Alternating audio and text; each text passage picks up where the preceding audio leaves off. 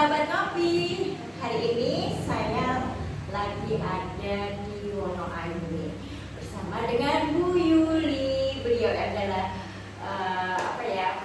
aktivis, pengusaha. Ya, nah sekarang ini karena laundrynya itu masih terbilang baru lah ya, dunia baru di bidang usaha ya. Yang kira-kira gimana nih buka usahanya? Kita langsung aja ngobrol sama Bu Yuli. Ketemu lagi. Assalamualaikum. Gimana kabarnya? Alhamdulillah. Katanya buka usaha laundry itu ya? Iya. Gimana? Lancar? Alhamdulillah lancar. Kok bisa buka laundry itu gimana ceritanya? Sebenarnya kalau dari kami itu untuk buka usaha itu sudah berbagai macam ya. Karena kita itu, keluarga kami itu tipe orang yang intinya tidak suka ikut orang. Jadi selalu berpikir gimana sih caranya biar kita bisa mandiri tapi tidak harus hidup sama orang. Intinya gitu sih. Jadi akhirnya ya kita buka usaha. Macam-macam sudah kita pernah usaha itu macam-macam lah, dari kita kuliner. Aku pernah ya kita jual bakso. Terus pernah juga kita di bidang peternakan ya. Kita pernah nyoba itu di ternak mentok. Oh, mentok juga? Iya, sama ternak ikan segar. Oh. Pernah juga. Berapa tahun kalau yang ternak mentok sama ikan? Itu sekitar 1 tahunan. 1 tahun? Iya, sekitar 1 tahunan. Sebenarnya sih kalau bisa dibilang gagal tidak, cuman karena kok kurang telaten ya, kurang telaten. Terus akhirnya ya udah kita bangun setir itu usaha budaya jamur. Budaya jamur. Iya, Pernah juga. Pernah juga. Iya. Pernah juga. Jadi bisa dibilang sebenarnya awal juga kita tetap berhasil, cuman karena mungkin waktu itu kendalanya di pemasaran. Di pemasaran itu agak kesulitan kita memang gitu. Akhirnya sudahlah kita banting setir lagi. Akhirnya kita coba di budaya cacing. Cacing. Iya. Cacing juga. Iya. Tapi bersama dengan budidaya cacing itu kita juga buka usaha laundry. Jadi itu bersamaan itu. Karena kebetulan kan sebenarnya yang buka usaha itu yang pegang itu sebenarnya anak-anak.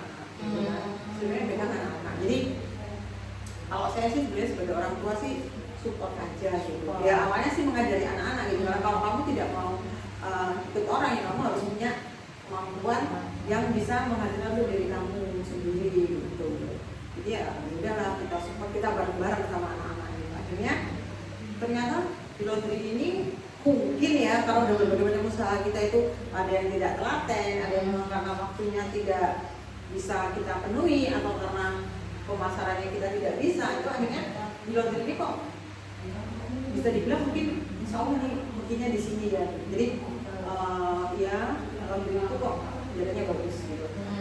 Dan kita bukanya memang laundry masih laundry, saya bilang laundry manual ya, laundry lama. Jadi kan sekarang lagi tren tuh laundry koin yang kayak gitu kan. Itu kita langsung aja ambil yang manual, karena sebelum kita buka laundry itu saya sudah sempat istilahnya sharing lah dengan beberapa teman laundry, dengan beberapa teman yang memang pernah usaha macam-macam, terus lihat prospek pasar juga kan. Akhirnya setelah saya survei juga itu ternyata kebanyakan kalau daerah sini itu masih manual, jadi suka yang kayak gitu kan. Jadi akhirnya dan saran dari teman-teman itu kasih ikut itu udah buka yang manual aja gitu kayak. Itulah pilihannya. Karena saya tuh tipe orang yang kalau mau buka usaha atau punya masalah apapun tidak pernah saya ambil keputusan sendiri, tidak pernah. Pasti saya cari 3 suara pasti itu. Jadi ya yang bidangnya gitu lah, permasalahannya apa, ke orang yang memang kompeten di bidang itu saya tanya dulu, saya mau bicara dulu. Biasanya nanti 2 yang dukung ini yang akan saya pilih. Jadi saya merasa mantap lah. Kalau dari saya sendiri biasanya masih ragu ya. Jadi udah kalau ini tiga-tiganya ngasih saran itu memang udah kamu yang mana aja, di daerah kamu tuh gitu-gitu udah lah. Jadi akhirnya kita buka yang baru. Awalnya kita buka itu di daerah Krian. Iya. Di daerah Krian itu buka karena memang di sana itu banyak kita masih ngontrak. Masih ngontrak. Sewanya berapa Pak Brenda? Sewanya itu per tahunnya itu 6 juta. Iya. Kita dapat 6 juta. Ternyata di sana itu pelanggannya alhamdulillah. Kalau itu banyak, dan kita overload, kita tempatnya nggak nutup, nggak cukup gitu ya. Cukup ya. Sebenarnya kalau kontrak kita kan nggak mungkin bisa renovasi tanpa izin Iya, si iya. pemilik, gitu kan.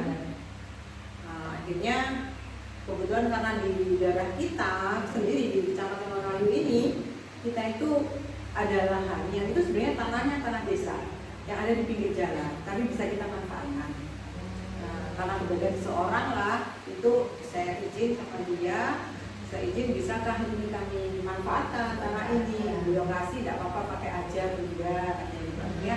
Saya bilang sama anak-anak ya sudahlah kita buka yang kedua aja di sini. Jadi untuk menabung sana yang nggak cukup kita kerjakan di sini. Nah sambil nanti kita cari tanah baru dari sini kan udah beda kecamatan tuh. Kemudian satunya di Wonoayu. Meskipun jaraknya nggak begitu jauh sih, paling sekitar 2 kilo 3 kilo gitu. Jadi alhamdulillah buka juga yang kedua ini. Jadi punya dua ya setelah.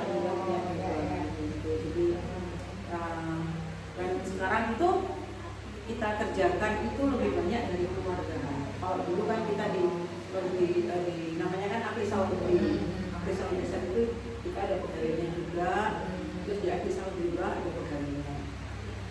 Kalau di Aprisal Desa itu pegawainya itu lama-lama kita kok tidak sesuai ya. Akhirnya dengan terpaksa kita Berarti sekarang udah dikelola buat keluarga sendiri ya. Maksudnya yang bisa karena anak-anak mengatakan udah lama kita kelola sendiri aja kok lebih mantap mungkin ya kalau kita kelola sendiri. Dari berbagai pengalaman saya sendiri dan juga pengalaman teman saya sering-sering itu memang kata teman-teman juga yang udah benar-benar pengalaman berusaha macam-macam itu. Kalau memang kita mau berusaha dengan serius, ya kita harus fokus nih kalau berdua dan kalau bisa ditangani sendiri. Jadi segala sesuatunya kita bisa memahami, terus berbagai sesuatunya untuk pemecahannya itu, ya kita akan paham dan meminimalkan kesalahan seperti itu. Jadi pelanggannya itu rata-rata apa?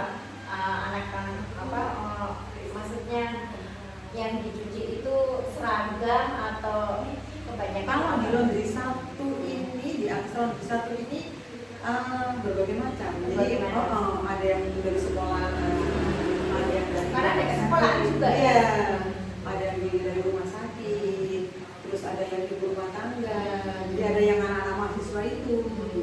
Karena kan kebetulan alhamdulillah setelah kita pegang sendiri itu kita malah lebih, kok saya lihat lebih kepercayaan customer lebih ya. Jadi kita juga bisa lebih cepat. Karena mungkin setelah ada round kedua nih, gitu. Jadi yang biasanya penanganan itu 3-4 hari, kita cuma 2 hari selesai.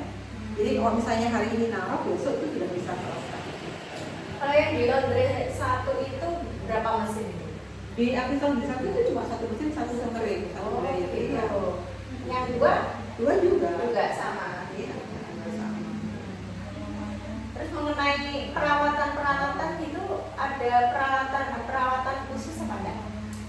Mulai dari Enggak sih, biasa aja sih. Saya kira memang semua barang elektronik itu memang kan ya perawatannya ya gitu aja. Kalau mau dipakai dibersihkan, selesai juga dibersihkan kembali, kayak gitu aja sih. Kalau problem untuk mesin itu kadang-kadang ada juga sih di akses laundry satu itu karena memang udah lama ya itu kadang-kadang kita panggilkan servis. Tapi memang saya sudah punya istilahnya servis sendiri ya, udah lama sekali, jadi udah kayaknya udah tinggal telepon aja bisa langsung berangkat. Jadi dari semua usaha yang udah pernah dijalani Bu Yulu itu jatuhlah ke laundry itu yang paling karena juga kayaknya cocok, karena juga suka ya. lebih praktis karena kan memang layanan jasa ya. Iya, Seperti jadi uang itu enggak selalu muter Iya. ya. Iya, karena kan Iya. ya kita tuh pernah buka toko frozen, pernah kita buka toko frozen dan toko frozen itu sekarang kita alihkan ke toko es kristal. Es krim masih ada sekarang? Masih ada. Masih. Alhamdulillah. Jadi dari situ ya akhirnya bisa ya alhamdulillah bisa untuk kebutuhan sehari-hari sampai menjaga anak, sampai menyekolahkan anak. Terus kalau kendala-kendala apa ya, kesalahan-kesalahan misalnya dari pelanggan itu apa kira-kira? Contoh aja. Kalau yang kadang terjadi itu biasanya kadang-kadang apa namanya, komplain itu kadang bajunya kok nggak ada. Oh gitu ya, Kok nggak kebawa? ketuker ya. Itu tapi berdasarkan pengalaman ada beberapa kali gitu tuh setelah dicari itu ada gitu. Jadi kadang mereka lupa gitu. Jadi ingatnya tuh ini udah di laundry. Oh dia komplain gitu, bang komplain. Saya tunggu sehari. Saya juga carikan kan, saya tanya customer yang barengan hari itu yang masukkan, terus yang kita keluarkan tanggal itu berapa orang, siapa aja itu saya tanya itu saya nggak bawa gitu. Tapi ini kok dia bilangnya nggak ada gitu. Selang 2 minggu itu bilang, Bu ternyata ada di rumah. Dicari ada. Iya, pagi juga yang kedua gitu. Ada lagi itu ibu-ibu juga baby doll kan. Atasnya ini nggak ada kan. Terus sudah cari juga. Saya sampai udah mau belikan. Saya mau belikan. Kan saya tanya ukurannya sama warnanya ya kan. Kok customer kan beda-beda kan. Saya tanya, Bu izin Bu, ini mau saya ganti. Udah bisa nggak apa-apa. Nggak enak Bu, biar kita sama-sama enak ya. Jangan bangga sama saya juga percaya sama Ibu. Saya ganti aja nggak apa-apa. Emang udah kewajiban kami kalau emang kami punya kesalahan, kami harus menebus, saya bilang kan. Cuman kemarin ada pengalaman gini Bu. Kemarin tuh ada customer yang katanya kehilangan gitu kan. 2 minggu baru ngabari, katanya tuh ketemu, katanya ada di rumah. Nah, padahal saya juga udah nyari sebenarnya, nyari emang nggak ada, nggak pas barengan hari itu tuh nggak ada yang ngaturan, nggak ada yang membawa gitu. Gitu itu pagi sekitar jam 10, sore sekitar jam 15, jam 3 sore itu anak saya laporan, katanya gini, ini tadi ibu ini laporan, katanya bajunya ada di tumpukan situ. Jadi aku nggak ngerti gimana dia kok bisa, jadi mungkin lihatnya kok teliti gitu ya. saya sebenarnya nggak percaya, masa jangan-jangan dia ngerasa nggak enak sama kita karena kita kesana membeli. Enggak mah gitu, lain 2 hari kan dia naruh lagi gitu, dia naruh lagi, dia bilang ini loh mbak baju kemarin yang nggak ada, ternyata nyelempit katanya di tumpukan baju itu, kok bisa gitu. Jadi kadang-kadang seperti itu. Nah ini menarik juga nih Bu Yuli, gimana biar tidak tuker tuh. Cara menakannya kan banyak ya, misalkan si A laundry hari ini, terus 1 jam kemudian ada lagi, nambah lagi. Nah pas waktu penelitian dan menjemurnya itu loh, dia nggak tuker-tuker.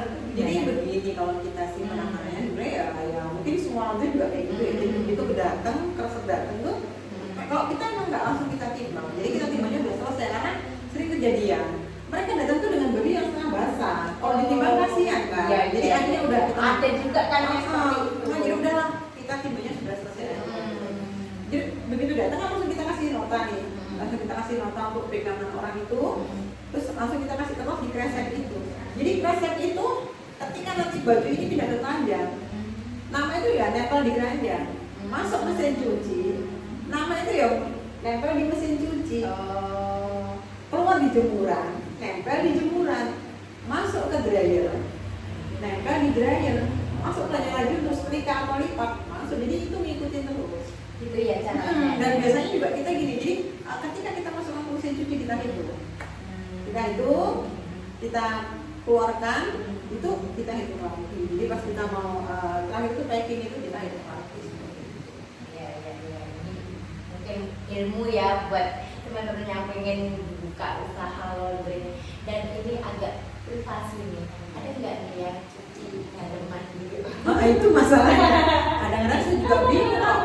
Padahal sebenarnya kan di banner itu namanya kita kasih tidak terima cuci baju anak-anak dan daleman. Udah di banner itu udah ada, di nota itu udah ada. Orang-orang ini nggak baca ya, bandel. Apa takutan? Apa memang? Kayaknya sengaja gitu. Oh gitu. Terus awalnya itu udah saya kasih solusi kayak gini. Jadi setiap dia dia ada CD kayak gitu, 3 CD saya kenakan 3.000 loh. Oh, Tapi gitu. sudah 1.000. Itu kok Iya. macet ya? Akhirnya saya bilang sama anak saya, udah lama nggak apa-apa. Saya bilang itu kita nolong-nolong. Ini sambil kita nolong-nolong orang gitu. Soalnya ya kalau misalnya kita kecewa kan, kesel kan, malah kan gitu mendidik kita juga loh. Udah ngerjakan, kesel kan, hati kesel, terus udahlah, ya udah akhirnya justru saya bilang di novel itu nggak usah dikasih lah, biar aja, percuma nggak dibaca. Iya, memang padahal kalau kita namanya anak-anak itu susahnya loh, gitu. Oh gitu. Iya, kalau kita yang kayak orang dewasa tuh enak kan cepet sekali plek selesai. Anak-anak enggak, kecil. Iya, kecil. Bisa 2 kali lipat gitu. Kalau itu memang saya kasih beda harga juga. Oh gitu. Jadi iya. bedanya nggak banyak sih antara 500 sama 1.000. Tapi kalau di kilo kan kali berapa kayak gitu. Iya. Tapi nggak efek jerah juga, ya udah saya nikmatin aja. Anak-anak nikmatin aja. Udah mah nggak apa-apa. Menarik ya ternyata usaha laundry ini ya. Terus ini kedepannya seperti apa nih? Mau diapain usahanya Bu Yuli? Mau nanti mau sekalian mau tanya kepo sedikit nih. Masa tuanya ini mau bergerilya ke politik atau fokus ke usaha atau seperti apa nih Bu Yuli?